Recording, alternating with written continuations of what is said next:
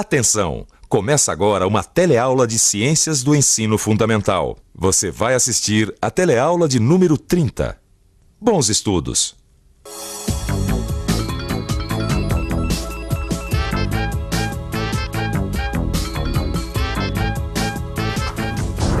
Na nossa última teleaula, você viu que existem diferentes formas de reprodução na natureza.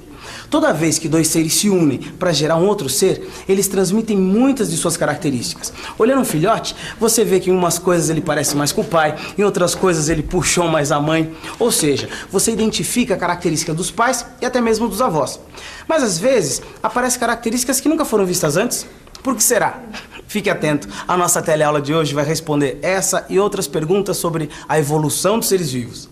Nessa teleaula, você vai conhecer quais foram os ancestrais do tatu, da lhama e do bicho preguiça, animais que viveram há milênios. Vai ver que as características dos pais se transmitem para os filhotes e que nesse processo podem surgir características novas através das mutações.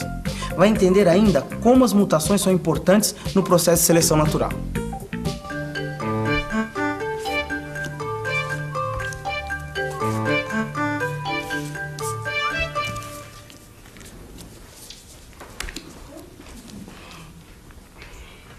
Que bichos mais esquisitos são esses, entendeu? É que eles são animais pré-históricos, Alberto. Mas peraí. Esse aqui eu conheço, não é o tatu? Não, esse aqui é o tatu. Mas esses desenhos aqui eu uso para os meus alunos fazerem comparação. Eu dou uma foto de um animal que é conhecido e um outro de um animal muito parecido, mas que viveu há milhares de anos.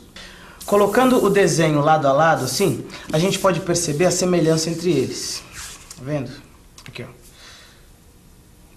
Assim, os meus alunos podem conhecer os ancestrais de alguns animais que existem hoje. Bom, o tatu tá aqui. E esse aqui, sem dúvida, deve ser um parente bem antigo dele, né? Esse é o Glyptodon. Ele era bem parecido com os tatus atuais mesmo. Só que tinha o tamanho de um fusca. Nossa, o tamanho de um fusca? Ele vivia no sul do continente, em terras que hoje seriam Argentina. 15 mil anos atrás, né? Esse aqui, ó. Esse aqui parece com a lhama. Ô, Maria, vem cá. Você que já esteve no zoológico. Esse bicho pré-histórico aqui não parece com a lhama? Parece mesmo. Mas sabe que também parece outros bichos? Então esse é o camelo, né? O dromedário é o outro ali. Esse é o camelo que tem duas corcovas, né? O dromedário tem uma só. Agora, quando esses danados, esses bichão ficam bravos, eles cospem pra tudo que é lado. Acerta até em mim. Jura? Né? Já pensou? E do jeito que eles não param de mastigar? As macrauquênias se pareciam muito com as lhamas atuais que vivem nos Andes. Só que eram muito maiores.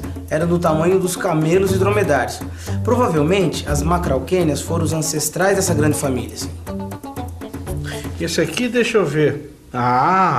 Isso é um parente bem longínquo do bicho preguiça. A cara dele, né? São bem parecidos, né? Os megatérios eram preguiças gigantes que viviam nas florestas amazônicas. Eles desapareceram inteiramente há uns 6 mil anos. Mas até hoje as lendas dos povos indígenas falam deles. Chamam de Mapinguari, um monstro gigante que assusta quem se aproxima dele com um cheiro horrível. Você sabe o que é isso? Repare bem. Eu ganhei de presente, às vezes eu uso como peso para o jornal não voar. Mas não é só um pedaço de pedra, não. É um fóssil. Fósseis são vestígios de formas de vida que viveram há milênios de anos atrás. Tá vendo essas marcas aqui, ó? São do esqueleto que deve ter sido provavelmente de um animal pré-histórico. É muito difícil saber com precisão como era a vida naquele tempo. Mas algumas coisas os pesquisadores já conseguiram desvendar. Por exemplo, já se sabe que o continente americano era muito diferente. A última glaciação ocorreu entre 12 mil e 18 mil anos atrás. Formaram-se grandes calotas de gelo nos polos. A quantidade de gelo era tão grande que o nível do mar foi baixando à medida que a água ia se solidificando. O nível do mar chegou a baixar 100 metros. A linha do litoral brasileiro, por exemplo, se modificou muito. No sul da Bahia, por exemplo, a praia ganhou quase 300 quilômetros de areia. A temperatura caiu e diminuíram as chuvas. O clima ficou mais seco. Mas estudando os fósseis, a gente pode ter a ideia de como era a vida naquela época. É como se a gente fizesse uma reconstituição a partir de algumas pistas deixadas pelos antigos habitantes. Reconstituir o passado a partir do estudo dos fósseis é mais ou menos como imaginar como era essa cozinha a partir das marcas que a família que se mudou daqui deixou. Nessa marca aqui, por exemplo, deveria estar uma geladeira.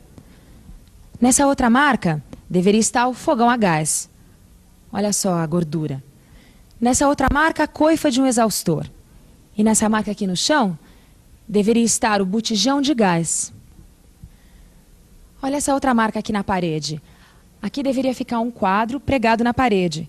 Nessa outra marca, deveria estar uma mesinha com uma televisão em cima. Olha as marcas aqui no tapete. Só pode ser de uma mesa com as cadeiras em volta. Aqui nessa mesa, provavelmente a família fazia suas refeições. Bom, em outras palavras, estudando as marcas deixadas pelos antigos moradores, você pode ter uma boa ideia de como eles viviam. É investigando, supondo, desenvolvendo teorias. É assim que o homem vem fazendo para tentar entender a história da evolução da vida. Ô, Lineu, me diz uma coisa. Como é que um bicho como o megatério pode ser parente do bicho preguiça? Bom, Alberto, pra você entender isso, a gente precisa entender melhor a evolução dos seres vivos. Vamos supor o seguinte. Você tem uma plantação de café. Daí você planta metade da área com um tipo de semente resistente à ferrugem. Depois, quando vai plantar o resto, não encontra mais dessa semente e planta café não resistente à ferrugem. Para o seu azar, dá ferrugem na lavoura da região. O que aconteceu? Bom, eu perco metade da colheita. Só irão sobreviver as plantas resistentes à doença. Na natureza, é mais ou menos a mesma coisa que acontece. Peraí, gente, eu acho que eu entendi. As plantas que sobrevivessem poderiam gerar plantas resistentes à ferrugem, né? Isso. Então, essa é uma seleção feita pelo homem. Mas a gente já viu aqui nas nossas teleaulas que podem nascer indivíduos com características ligeiramente diferentes dos pais. Bom, isso eu já entendi, né? Houve espécies que desapareceram com as mudanças e outras que sobreviveram e deram origem aos seres vivos atuais. Isso. Mas como é que isso aconteceu? Isso aconteceu por causa das mutações. Como assim, mutações? Quando dois seres vivos se unem para gerar um outro ser, eles transmitem muitas de suas características. É por isso que a gente sempre consegue identificar nos filhotes algumas características do pai, outras da mãe. Mas tem filhotes que nascem com características novas, nunca vistas antes. Isso acontece por causa das mutações. Agora eu entendi. Assim, em cada geração, existem indivíduos que apresentam uma combinação das características dos pais e algumas características inteiramente novas. Sim. E daí o homem, que é esperto, aprende com a natureza e acaba desenvolvendo espécies do seu interesse.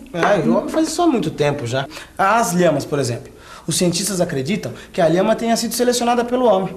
Os incas, no caso, né? Nossa, então o homem sabe fazer isso desde aquela época? Há estudos que indicam que os incas selecionaram as lhamas a partir do guanaco para transporte de cargas nos Andes. Também teriam desenvolvido a alpaca, selecionando os animais mais peludos para dar mais lã. Tá bom, o homem faz a seleção artificial de acordo com seus interesses, favorecendo as características mais úteis, dependendo do caso. Mas na natureza, como é que é? Bom, aí depende do acaso. Mas a natureza favorece as características que dêem maior chance de sobrevivência aos organismos. É a seleção natural. Não se sabe muito bem porque alguns animais e plantas desapareceram inteiramente no passado. Sabemos apenas que as condições do planeta se modificaram muito ao longo da história da Terra e que algumas espécies não suportaram essas mudanças e desapareceram inteiramente, foram extintas. E quem está garantido? Basta a gente lembrar as recentes alterações que aconteceram aqui, na América do Sul, na era glacial. A temperatura e as chuvas diminuíram muito. Quando ficou mais seco, plantas como os cactos e animais como lagartos e cascavéis foram favorecidos. As caatingas ligavam o Nordeste brasileiro ao Chaco argentino. A floresta amazônica era bem menor do que ela é hoje. Mas depois, no final da glaciação, a caatinga se retraiu e cresceu a mata amazônica. As antas, por exemplo, aumentaram suas populações. Não existem organismos melhores porque os ambientes se modificam e a seleção natural favorece diferentes adaptações a cada momento. A evolução da vida não é um processo fascinante? Vamos então à nossa revisão. E atenção, se liga aí que é hora da revisão. Nós aprendemos que muitas formas de vida do passado se extinguiram. Vimos que os tatus atuais são parecidos com os gliptodontes, só que estes eram muito maiores. Vimos também que as lhamas são parecidas com as macarauquênias e o bicho preguiça com os megatérios, que desapareceram há 6.000 anos. Vimos as mutações, as novas características que surgem de geração a geração e a importância das mutações no processo de seleção natural. Trate de estudar bem a teleaula de hoje, porque na próxima teremos mais informações fantásticas sobre a natureza. Até lá!